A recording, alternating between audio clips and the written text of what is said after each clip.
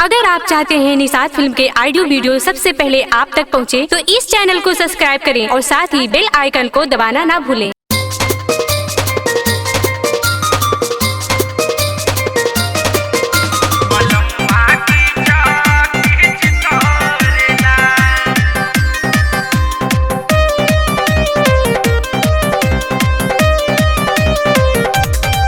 कबो ससुरा के सुख हो ना जनली, हमके पियावा बनवले है बपगली। ए सखी का बताई हो, खाली नरदा के फेरा में पड़ी के माई मैना के बतियो ना मनली। अहिसन देखी के सहूर बड़ी खीस बरेला, देखी के सहूर बड़ी खीस बरेला। सखी रे भंगिया भइल बा सहवतीन, बलमुआ की चौकीच करेला।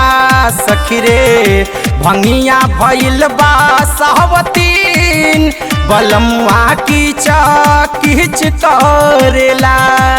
सखी का बताई हो,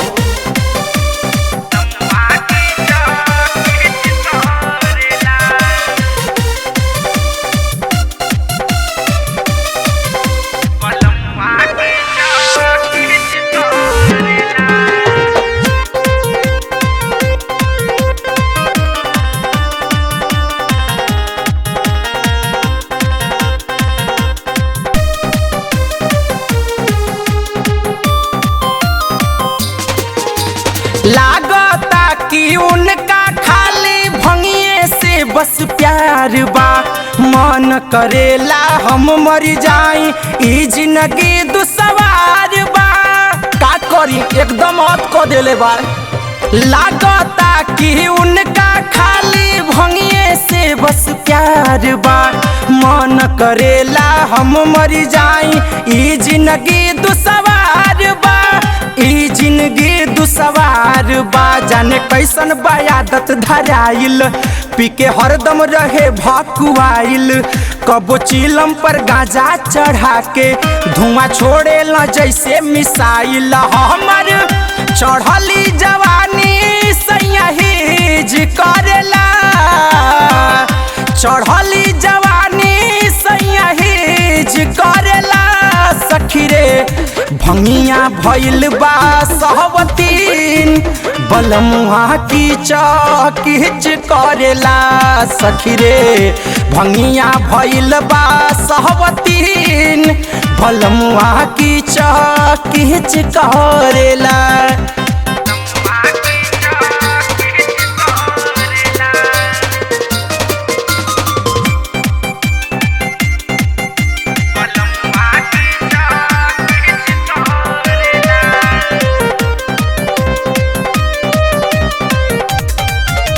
मिलत नइखे फुर्सत उनका, कहरी दिल की बात हो। कबो दोपहर शाम के बेरा आवस आधी रात हो। कबो चर दिन गोल रहेला। मिलत नइखे फुर्सत उनका, कहरी दिल की बात हो। कबो दोपहर शाम के बेरा आवस आधी रात हो, आवस आधी रात हो। कभी कहे महेंद्र भाई बाबूलाल के कैसे मनाई, बात कुछो ना हमरा बुझाता, तो ही बोलो ना का समझाई। साचो सौसी सवरिया बड़ी मिस करेला, सौसी सवरिया बड़ी मिस करेला। सखी रे भंगिया भइल बा सहवतीन, बलमुआ की चौकीच करेला। सखी रे भंगिया भइल बा सहवतीन, बलमुआ की चौकीच करेला। कबो ससुरा के सुख हो ना जनली, हमके पियावा बनौले है बपगली। खाली नरदा के फेरा में पड़ी के माई मैना के बतियो ना मनली। ऐसन देखी के सहूर बड़ी खीस बरेला, देखी के सहूर मोर बड़ी खीस बरेला सखी रे भंगिया भइल बा सहवतीन बलमुआ कीच कीच करेला सखी रे भंगिया भइल बा सहवतीन बलमुआ कीच कीच करेला।